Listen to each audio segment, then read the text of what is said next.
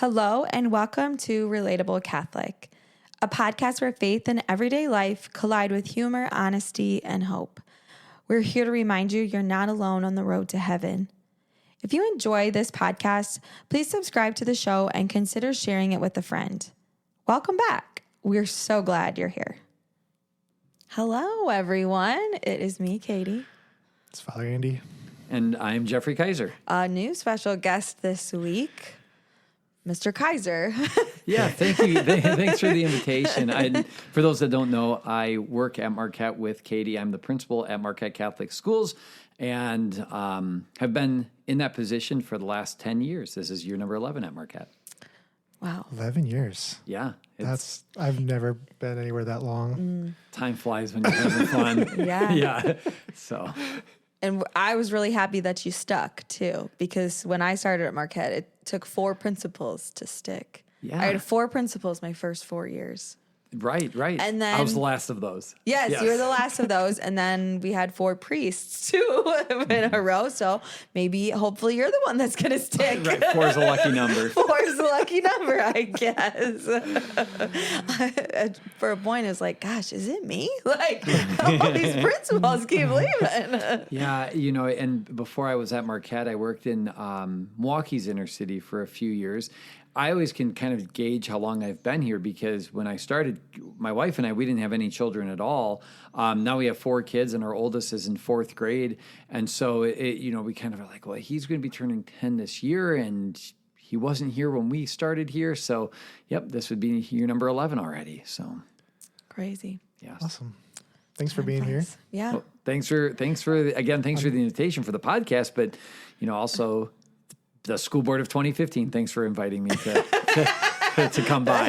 Yeah. Yeah, thanks for being here in the town and here in my home. Went that both ways. Yeah, Yes, it's good to be here. However that matters, it's good to be here. Well, we took a little 2-week hiatus because it got a little wild. But I'm happy to say that conferences are officially checked off the list. Parent-teacher conferences. Yeah. How'd it go? Yeah, they went great. It's always it's nerve-wracking and it's a lot of work leading up to it. But then it is always nice to talk to everybody. And yeah, so they went well. And good.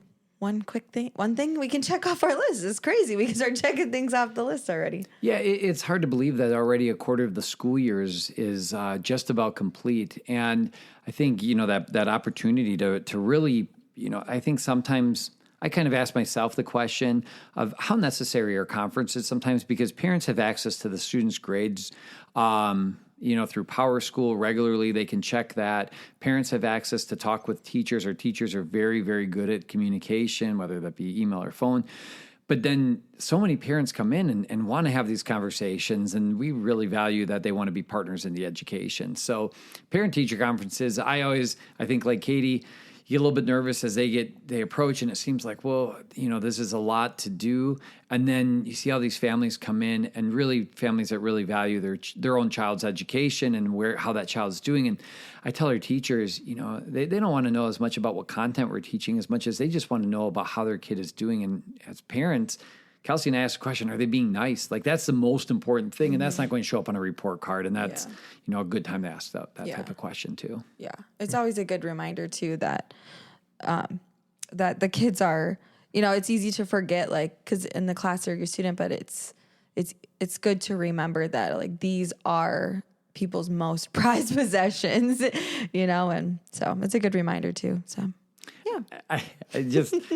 One story I think about sometimes is, if you go to a grocery store and you get a gallon of milk and that gallon of milk is expired, and you think about, people can get really upset about that. They can leave reviews. They go online and they'll say, I'm never going to this grocery store again because the milk was bad or whatever it might be. And here, like you said, we have the most prized possessions. We're working with people's children. And so you think of how frustrated we can get in an expired gallon of milk. Mm-hmm. That's what I find interesting about a school is that, we're working with something people care a lot more about than a gallon of milk. And there's going to be points and times where, that they have questions over, well, how was this or what was that?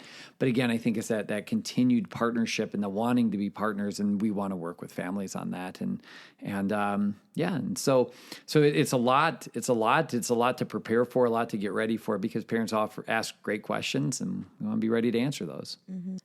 And now they're done. Now we really got to start cheering on those boys basketball team, because spring conferences are during state basketball. Oh, Are they really? Yeah, which has happened before. So, right. Well, there's a lot of fall things happening because we're knee deep in fall. The craziest thing happened the other day. I received a package that was addressed to me. It said Catherine Kiefer with my address on it, and it was a Where's Waldo costume. Wow. And you don't know where that came from? I did not order it. It came from Amazon, and I looked and I was like, did I accidentally order this? I wasn't looking for one. Were you waiting for a package at all from Amazon? I was, but I got that other package too in a separate package. I am actually just floored by this, because the person who actually found Waldo is you now. I mean, where's Waldo? At Katie's house. I texted Angie, and she was like, that's pretty ironic. Yeah, right. Of all the costumes, or all the things that you could have showed up at your house. So I wasn't planning on dressing up this year, but I feel like obligated to be Waldo. I don't know. It's a sign. Yeah. Well, when you first shared it, you said, your package showed up, and I'm like, who sent it? But if it came from Amazon, addressed to me. Right. Yeah. But people can do that, right? They could address things to other people and not put their name on it. But I guess. Right. Yeah. So if you sent me a Where's Waldo costume, please reveal yourself. Yeah, that's why it's a Where's Waldo. They're not going to. You got to find them. Yeah, this is a mystery. Got to get Scooby-Doo. Somebody's getting sent a Scooby-Doo costume somewhere else, and you guys are going to come together. We're going to find each other. Crack this code. Yeah. That's really funny. Yeah. So what are you going to do with it? I have no idea. I can't send it back because I don't know. I'm just. You going to wear it for Halloween? I don't usually dress up for Halloween, but I don't know. Maybe. Well, they just got done with that Prime Days and stuff like that with Amazon, so maybe they were just got confused shipping stuff out. Waldo costume. Somebody in the warehouse. Waldo. That is what she needs a disguise. Right. That's funny. It's the right size and everything. Interesting. Huh. Got a mystery. Right. A real mystery. But that Halloween costume really does lead into our topic for this week, which is all things Halloween. Yeah, we just went to the pumpkin patch with our family last weekend, and so I guess I'm ready. Bring on the Halloween and the fall discussion. So. All right. Well, I think that we should start with where Halloween started, because I think until recently I had no idea where Halloween started. I really just thought it was. Had no idea it was a Catholic holiday. So going back to its roots of what Halloween is and why it started. Sounds good. So Halloween is short for, or means All Hallows Eve. It's basically in the Catholic Church, when you have big feast days, we celebrate the Eve, right? So like Christmas Eve, different Eves that we celebrate. It's the night before. So it's really not about October 31st, although it's become about October 31st. It's actually about November 1st. That's All Saints Day. So All Hallows Eve, All Saints Day are, a really big, usually a holy day of obligation. And this year, it's not, because it falls on a Saturday. I didn't know if there's going to be Saturday morning mass and Saturday night mass, or it's all in one, huh? There will not be. Yep. So, we're going to kind of skip it in a way and move straight into All Souls. So All Souls then follows on November 2nd. And All Souls Day is to pray for all those souls that are not yet saints, not in purgatory, basically. Pray for those saints or those souls to be released from purgatory and become saints. So we celebrate All Saints on the 1st and then All Souls on the 2nd. And that's why Halloween, All Hallows Eve, is on the 31st. Right. And then like a part of, so back when it was like All Saints Day was the big celebration, so they would celebrate All Hallows Eve, and then the children, which is where like the trick-or-treating comes in, right? The children would go to people's houses and they would say they were going to pray for the dead of their family, and then they would receive soul cakes. Oh. Yeah. Oh, you didn't know that? No. Oh.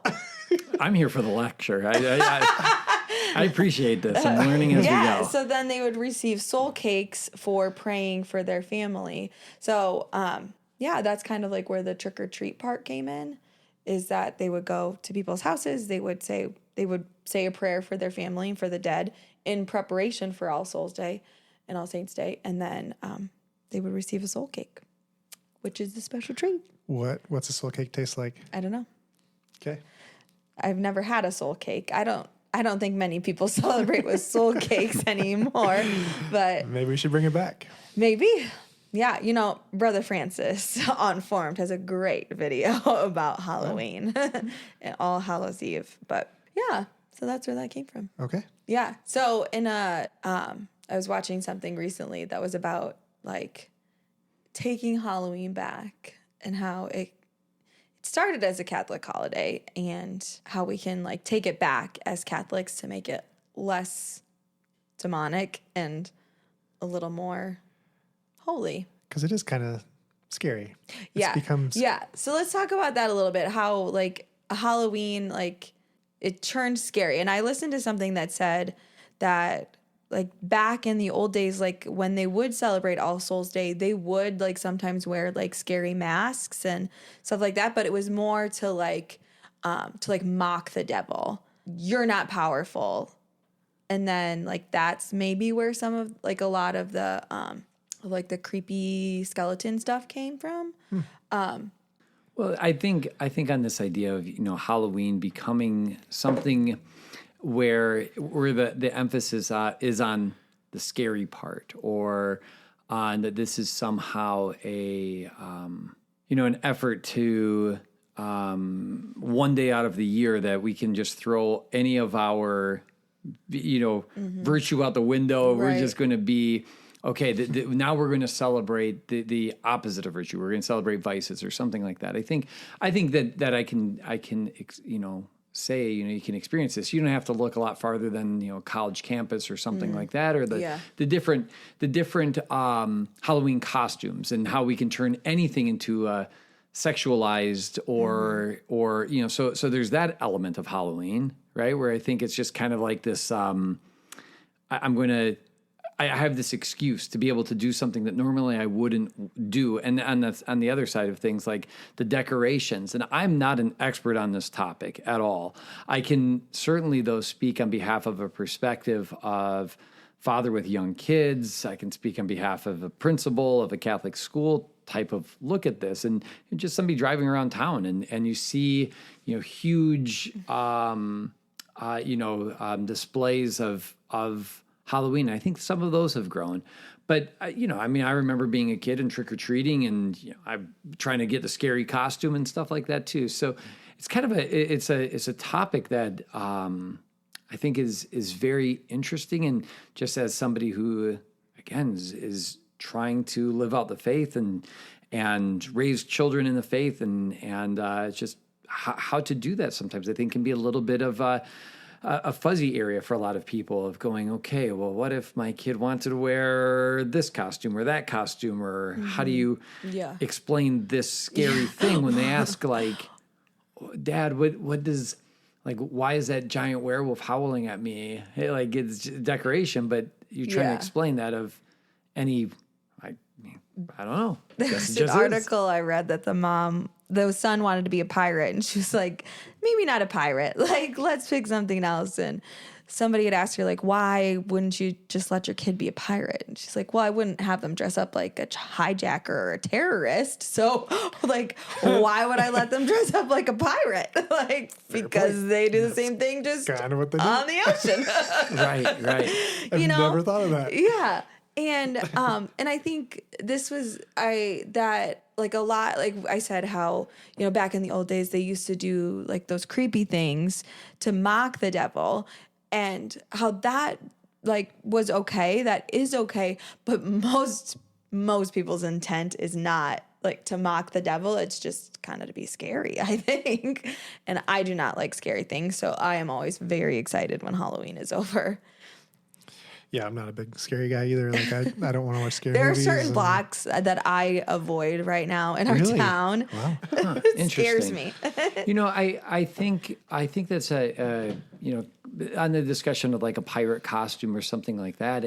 These are kind of difficult things to consider, of again, what costumes would I allow my child to wear? What costumes would I feel comfortable wearing or not wearing? And sometimes it's, I don't know what the right answer is, but it can be based on what your child's understanding of what this particular thing, what they want to dress like is, and what the parent's understanding is as well. A pirate to a child, means probably something very different than somebody who's going to go, plunder your boat and go sail away with it. It's right. Yeah, I mean, that's a real problem. Right. Yeah, right. And I'll just mention, when I was a kid, and I think, still a movie that is watched sometimes, The Wizard of Oz, right? And they just had the Wicked movie come out. But with Wizard of Oz, you have like this Wicked Witch of the West. And I remember when I was a kid dressing up like the Wicked Witch of the West. You dress up like the Wicked Witch? Yeah. My mom told me I was a warlock, so I was all right. Yeah. But okay. Yeah. I mean, and I remember face painted green and this hat. And I remember walking around, and to me, this didn't really mean anything other than that's a scary character in the movie. But I was also, young, and it was, and I think, we have a Halloween dance that Marquette has, and it's a middle school PTO helps throw it, and students are able to dress up in costume. And I think there's a question, we if somebody wants to dress up as a historical figure that's caused a lot of harm, it was a couple years ago. Do you remember there was a documentary about Jeffrey Dahmer, and that was a really popular. Yeah, I was too scared to watch it. Right. I didn't watch it either. But if you had a middle school student dress up as Jeffrey Dahmer, I don't think we did, but I think it was one that we kind of wanted to protect against and say, we're not going to dress up as historical figures that have caused harm or have are notorious for violence or something like that. But if somebody wanted to try drawing connections and say, well, witches are evil, and you have, but I was 6, and I asked my mom if I could dress up like a witch, and she's like, well, you're a warlock, and because that's what boys are called or something, and still, I never took anything beyond that, and I think that's also another element of this of what's our intent and what, how is, I think that one of the things that's interesting with just every holiday is the anticipation that builds into that holiday. I mean, you see Christmas decorations being put up right now. Yeah. And we see this, it's this, I think that, when I was a kid getting ready for Halloween, we went to the pumpkin patch, and then on Halloween you dressed up, and then Halloween was over, and then, you went trick-or-treating. And you'd eat candy over the course of 2 weeks, and then it's over. And then the candy would disappear. Right. Yes. Candy's gone. But now I think that there's a lot of people that take elements of Halloween or take elements of whatever they're celebrating, and you can see decorations going up in September. You can see this just kind of this build up of we are living this for a long time and I think there is some difference in that. And like I said, I'm not an expert on the topic, but just a perspective of seeing that and when is it okay for kids to be scared? When is it okay for us as parents to protect our kids from being scared. And if we protect our kids from any level of discomfort or of being scared, then what lessons can they learn from if they just never have the chance to ever be uncomfortable? And these are all probably much bigger than a topic of just Halloween. But I think, it's a difficult time, I think, for a lot of parents to navigate through, especially parents that truly are trying their best to consider those things. Like the parent who's going, is a pirate okay?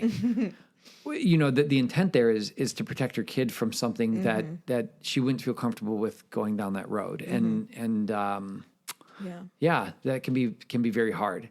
Just like you wouldn't give your kid an empty iPad and say, watch, I trust that you'll find something that's okay. Because like a lot of stuff with Halloween is not for children and probably doesn't need to be. And I think it's almost an invitation for some people to kind of say, today it is though. Today it is for okay. everyone to for me to scare people. Yeah.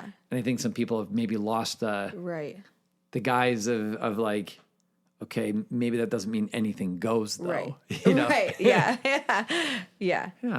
I agree. The lady, she did ask her kid why he wanted to be a pirate. And in the end, he just wanted a sword. Mm-hmm. He just wanted a costume with the sword. So he was St. Michael the Archangel. Oh, yeah. There you go.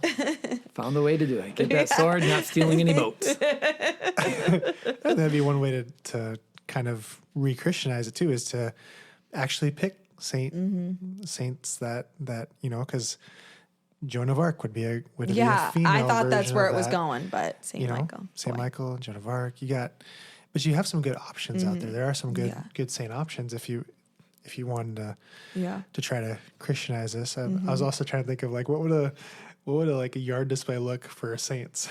like if we're really going to celebrate All Saints Day, what would that look like to have like a bunch of different, put your favorite saint out? I don't know. Tombstones with the saint's name on them. I don't know. I don't know either. But I haven't seen that display over at Lowe's of they got Halloween decorations and then the saints display. That'd be an interesting question, and I think it brings up too. As you had mentioned that when Halloween and some of the scary stuff started emerging, it was to mock something. You have to be really careful too on that same end.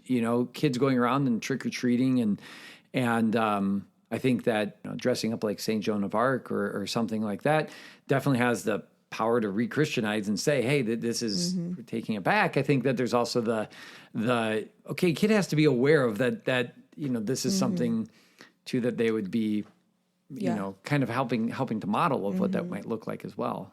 So if you got the kid that's dressing up like that, and then, on the buckets of candy that say, please take one, and they're dumping the candy in there, then maybe that's not getting the point of like, okay, we're doing good here too. Yeah. So. Yeah. And remembering to teach about the holiday and its meaning, like its real meaning is to prepare for sainthood and to prepare and to pray for those who are either preparing to be saints or maybe already are saints or need our prayers, but just to remember that think about who you all received candy from and really make it a point to pray for those people that night. If you're walking around at every house you go up to, just as you're going up to that house, you say a little prayer for all the deceased members of that family. Yeah.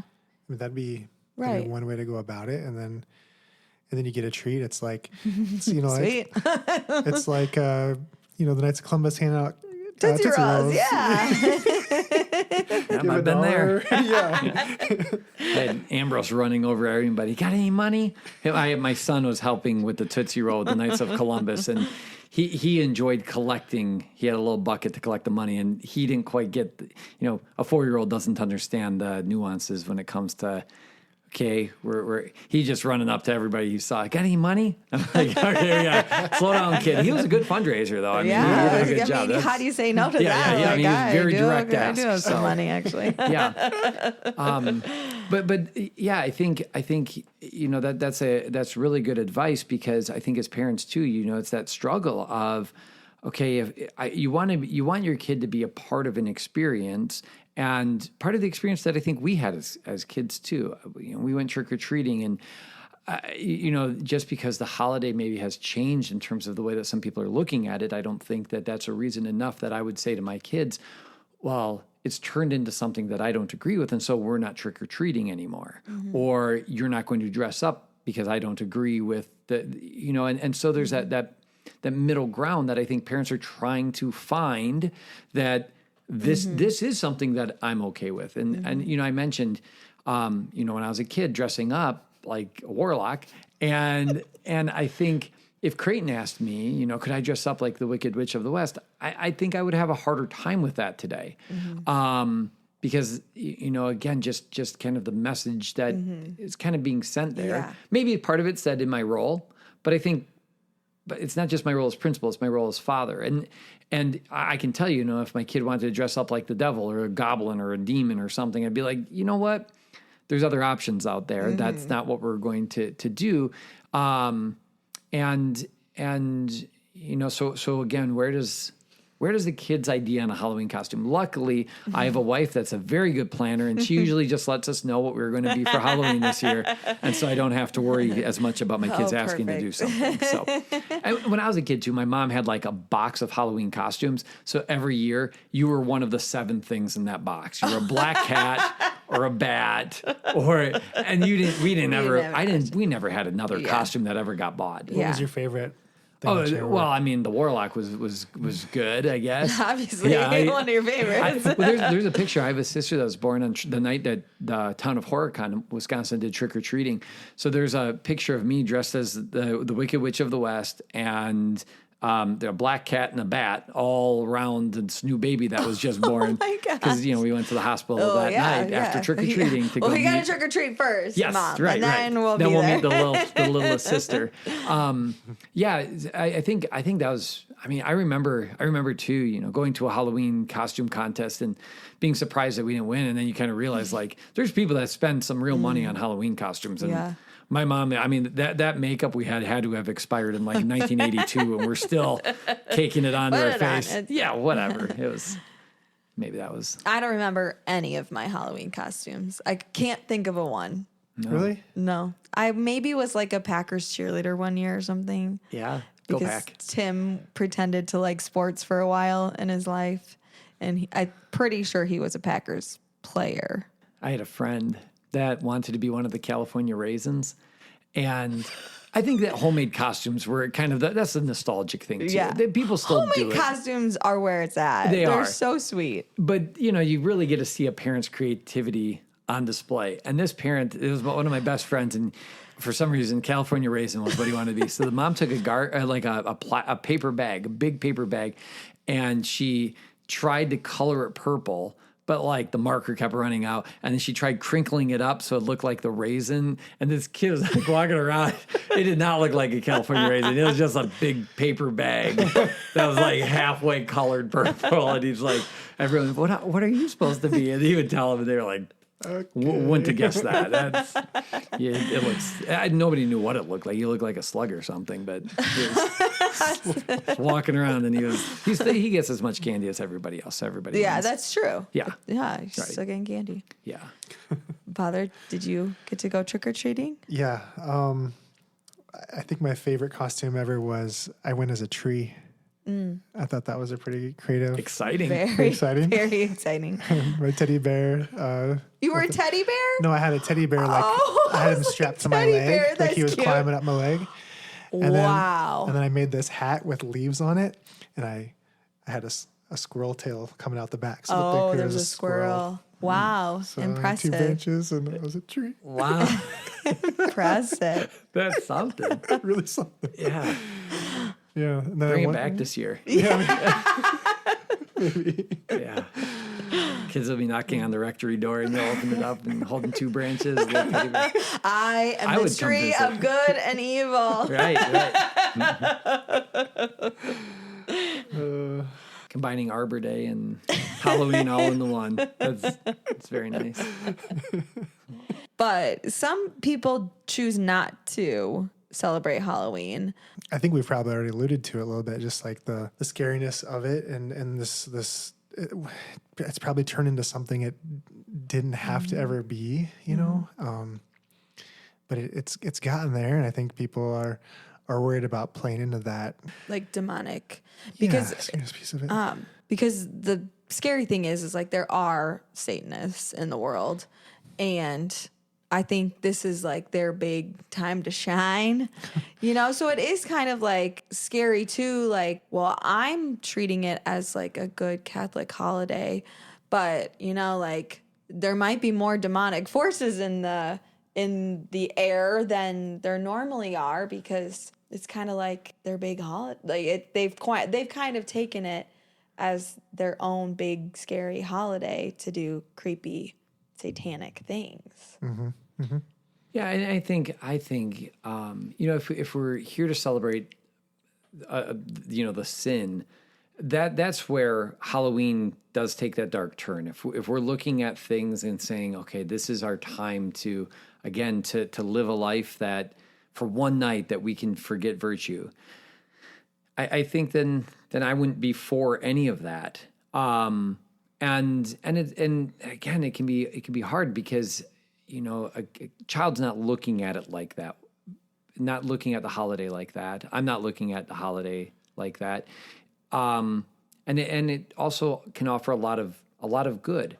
I think, you know, especially if there's that pause for the, you know, for a genuine thank you for people opening up their doors. And you think, you know, a lot of people live in isolation. This is a day where they get visitors all you know, all afternoon, and kids coming up. I remember that was one of the hardest parts about trick-or-treating for me was, you know, you knock on some person's house and, you know, you're kind of waiting there for the little old lady to come to the door, and then what's your name? And like your parents have told you all along, don't go to somebody's house asking for stuff, and don't talk to strangers and all this. And as a kid, my dad in the back, he's like, tell them who you are.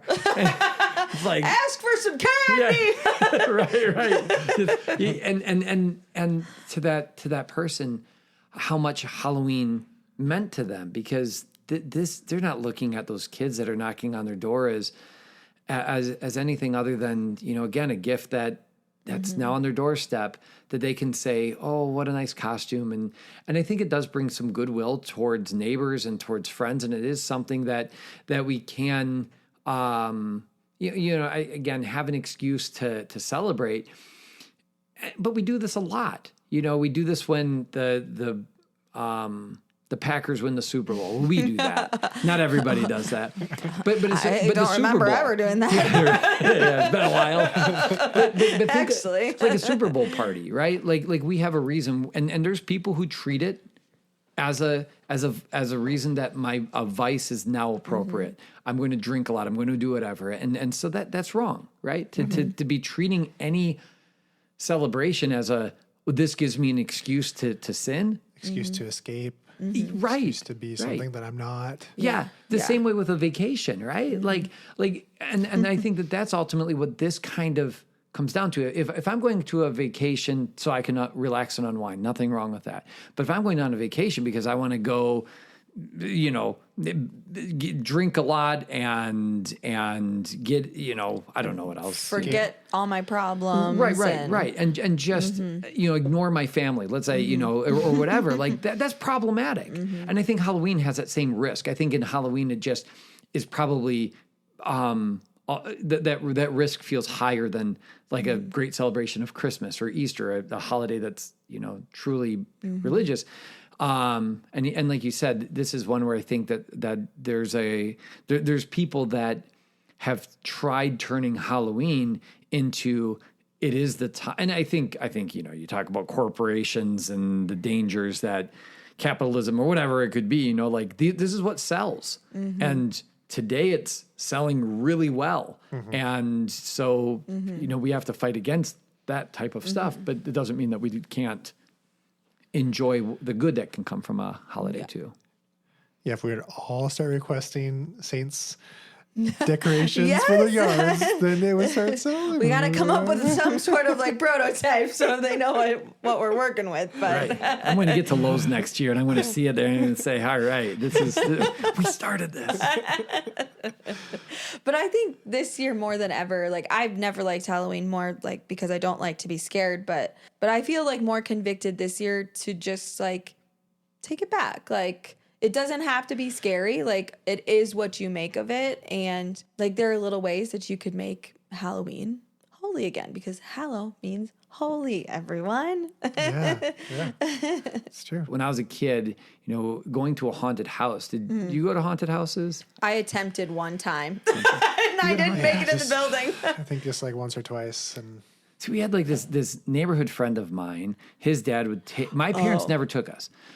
Yeah, like we our high school threw a haunted house, and then the elementary kids we were able to go. Yeah, we did that through it. too. Yeah, And you're gonna at Marquette, I heard. You're gonna be mortified. No, I've heard the story. Father, I'm sure hasn't though. You can tell the You're story. gonna be mortified where the haunted house was. where? In like the sacristy. Like it went up the back steps and like behind the altar and yeah, It was through before the my church. time. Don't It look was at it. It's not me. like thinking about like looking back at it, like in high school, I was like, oh yeah, like it's totally like that's what we do. And like looking back on it now, it like gives me a stomach ache. It's like so disrespectful. I've done several perimeter blessings. So. Oh, okay, we're good. But again, I think that this kind of goes back to what was the intent, and if it was just simply to spook a kid and say boo. Boo, boo. I actually worked in a haunted house, so really? yeah, I can. That was kind of interesting too. And it was a haunted house that a Catholic school put together. When I was in high school, it was one of the best jobs I ever had. I didn't get paid anything. So not the most profiting. The most profiting. But on the weekends, in September and October, I would dress up and I would go work at this haunted house that my mom's school was hosting, and it was really, really well done. They would get people there from all over the state coming to this haunted house because they did such a good job with it. And again, like scaring people. That's not against. It's not sin. It's not against the Ten Commandments. Is it? I don't know. Probably not for people who consent to "I want to be scared." Yeah, I'm probably running around and who actually paid money to be scared. right, like running and saying "boo" to somebody that maybe doesn't want to get scared. Probably, it probably is probably against like respect of somebody else. But and it was interesting though when I was a kid and my best friend, his dad, boy, we'd go to a haunted house and he goes, anytime you get scared, you just say, Frankenstein is a friend of mine. And that was his like secret. So you don't get so scared. You just repeat that to yourself. And I remember thinking like, okay, but I think there again is I enjoyed as a kid being scared. I don't enjoy it as much as an adult because I get scared by different things that than I did as a kid. A wet spot on the floor. That's scary. Where did that come from? That's scary. Or like Ambrose. He is very good at scaring us. He disappeared this summer and was found up at Marquette. Oh, I remember that. Yes. Yeah. And so those are the kind of things that scare me now. Back then, I would be, like the idea of like a warlock chasing me down the road, like that would be scary back then, but it's not so scary now. But there was never any real danger I was in. And reading a scary book, there was never any, what danger is this doing and when do I, it's hard. A time where, we talk about scary movies is another thing that people oftentimes do at Halloween and you see these horror movies, lots and lots. It's actually interesting. So creepy. Dorothy does not sleep very well. Our youngest daughter, she's 2. And so sometimes she'll be up with me at night. And she knows like when a commercial comes on, if I go, Dorothy, you can't see this. Because it's like something I don't want her to see. She runs over to me and I give her like this bear hug. And she holds, we'll cover her eyes until the commercial's done. And then she can open her eyes again. Because you can't get away from it. Yeah. Like you watch a sporting event, you watch Monday Night Football or something, and all of a sudden you got this ad on them thinking like, kids are not supposed to be seeing I this close kind of my stuff. eyes. Oh, neither should adults. I close my eyes and I plug my ears and I go la la la. And then once in a while I'll peek out and see if it's over yet. Yeah. And there was once when I was a teenager, and I think, again, you kind of go through a phase where you kind of are deciding if you like scary movies. And I remember there was this show I was watching, and they were talking about a scary movie that was coming out. And so they're trying to promote this movie, and the host of the show asked, are you going to go see that movie? And he said, no. And again, they're trying to promote this, so it was kind of a surprising answer right away. And he goes, oh, okay, you just don't like scary movies. And the response I was given back was, once you see something like that, it's in you forever. You don't forget something like that oftentimes because it's intended to remind you or to be graphic. And if we think to some of the scariest moments the movies that we've seen are scariest moments, we can really visualize that pretty easily. Mm-hmm. And he goes, why would I want to put something like that into myself if I want to be somebody who's positive and think of the good things and to have that lens? And if we just fill our lens up with things that are intentionally scary and to scare us and something that's demonic or something that's horror or gore or something like that, when we don't need to do that. And it stuck with me. I mean, even as a high schooler, and kind of like, you start being more aware of what you are consuming. And the dangers of some of that consumption if you're not careful about what it is. And you try to protect your kids from that too. Who was it that said that? It was the artist formerly known as Prince. He was talking to Carson Daly on TRL. Yeah. That's amazing that stuck with you. That really was impactful. But it's so true. Right. Why do you want that in our brain and can't unsee it? Right. I think I can remember the first horror movie I ever saw, and I think most people probably can, and I think that's because it's something that's unlike anything you've seen before, and it's something that's emotionally you can't go sleep at night. You think about it, and I remember watching The Ring in the theater. Yeah, I remember no that. Way. And I had a popcorn. And I didn't eat it all because I was, I don't know, probably frightened. But I'm walking out, and this girl looks at me, and I dropped the popcorn like I was like, there she is. It's happening. She's going to climb right out of the theater. Yeah. I think though that there's a lot of people that enjoy that heightened sensation because I think we numb ourselves with a lot of stuff all the time, right? So if we're constantly numbing ourselves by, looking at a phone or watching a mundane, it just life doesn't seem very exciting sometimes. And then all of a sudden you go see this thing and it doesn't have resolve, or it has the high suspense, and you can feel your heart rate going up, and you think like, man, I feel alive.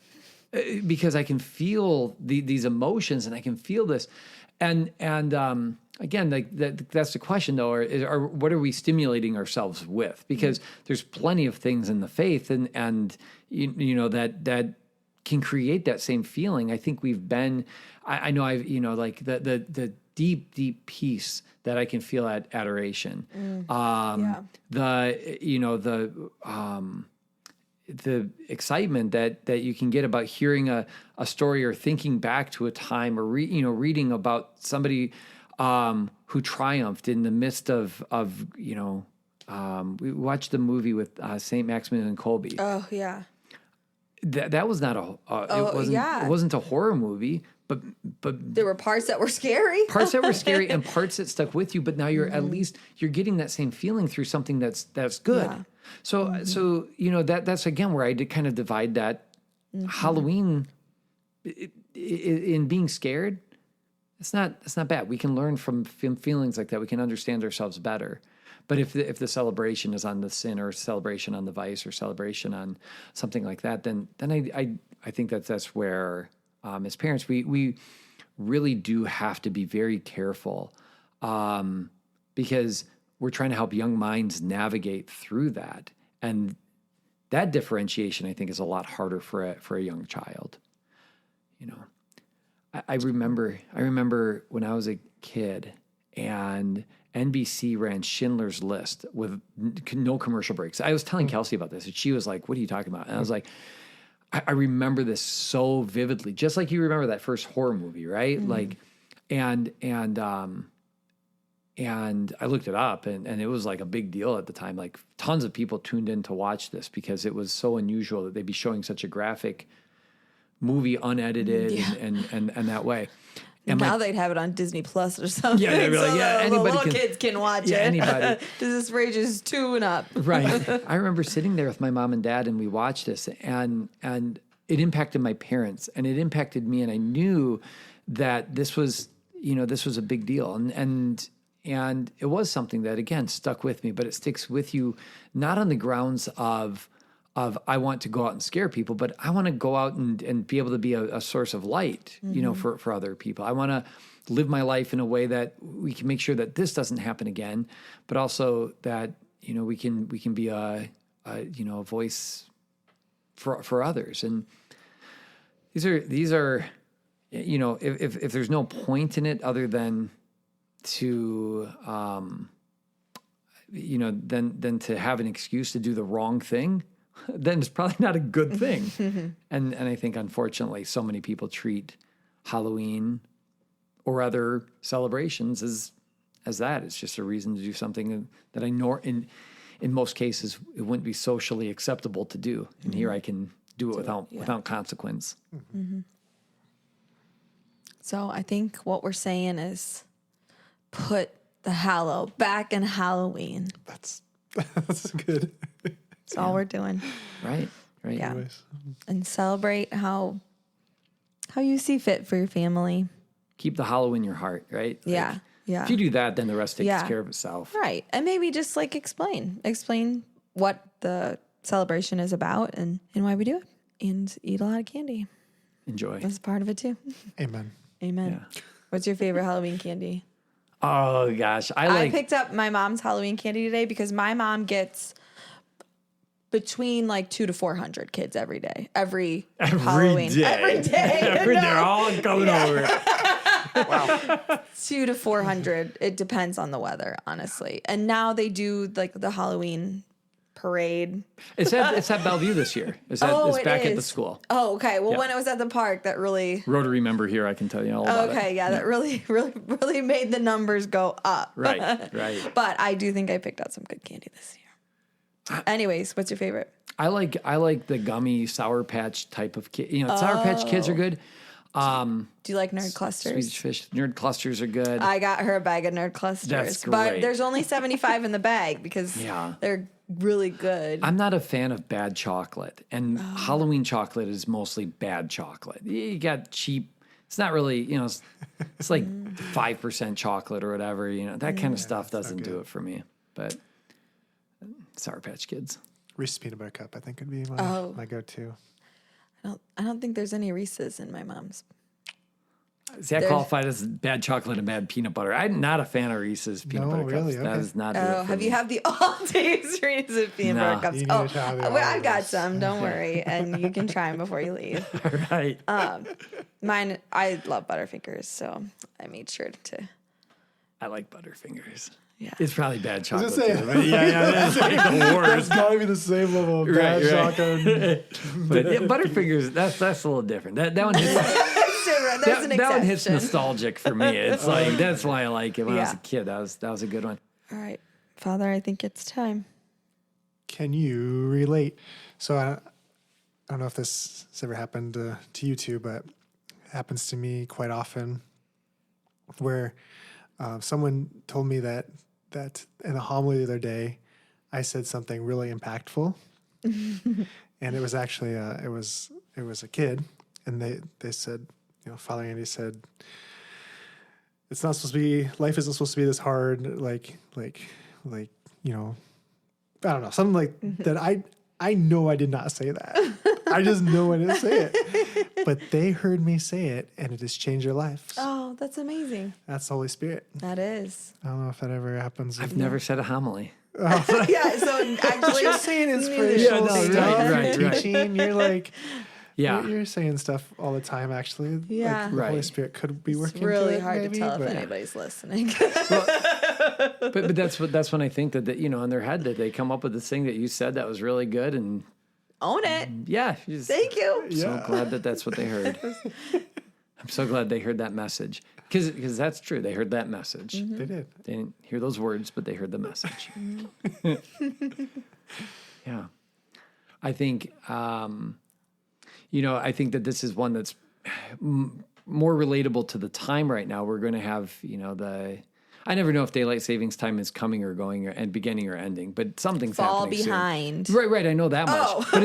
But it's like daylight savings time. Is it ending now or is it starting? Oh, I think it's no idea. ending. Ending. I think it's ending. Yeah, because you're we're right. not saving daylight anymore. We're just getting rid of it. We're just We're just gonna go without. right. No more daylight. And I can't get away with this as much, but my car is the same way. Where like a week goes by and you haven't changed your clock yet, and then you just go, I think I'm going to ride this out because it's Yeah. going to be right again in another like 6 months. Yep. And so that's my can you relate? Did you do that? I remember even like the microwave clock in college. I would just every time I look at it, you just subtract an hour, and then you're like, eventually it's going to be right again.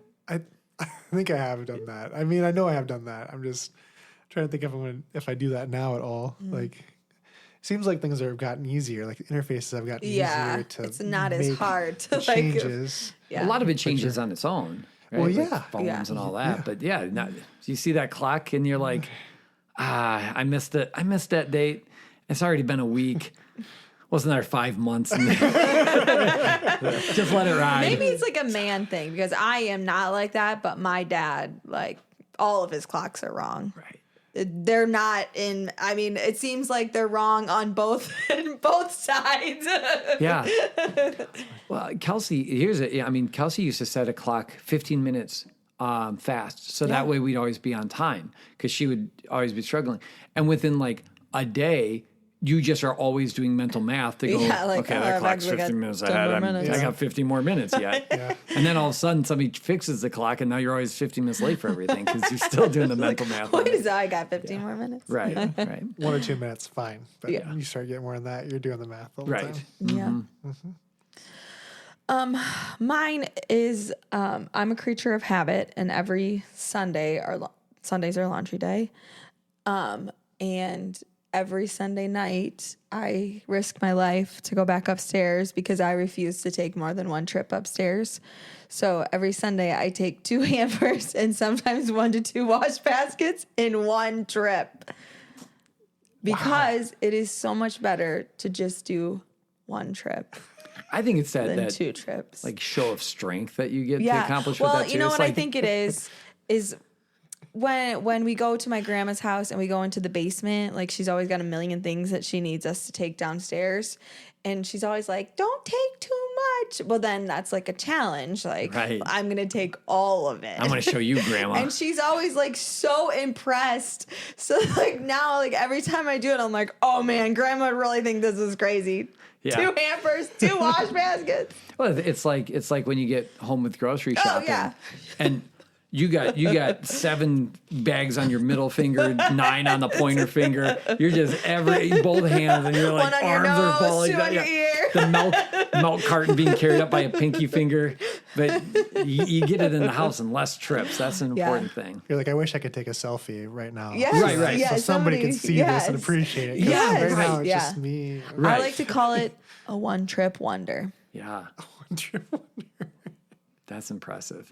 I can relate to that. Definitely can relate And my to that. steps are super steep too. So Yeah. one of these days. When And then also like Could be your another added demise. challenge is Carl is usually racing me up the stairs at the Right. same time. Yeah. So if I don't Careful. show up at school some Monday, I'll come over and you'll know. I'll fold your laundry that's spread out on Oh the man, stairs. the worst of all is the laundry all unfolded. Yeah. Oh man, she's gonna be so mad when she wakes up. Oh, all right. Well, thanks for joining us, Geoff. Yeah, thank you again Yeah, for having thanks. me. Yeah. Great. Thanks for stopping over, Father Andy. Yeah. Thanks to all of our listeners. Yeah. And yeah, that's it for this week. We hope you enjoyed it. As always, we are praying for you. May God bless you all. Bye. Bye. Bye-bye now. Boo.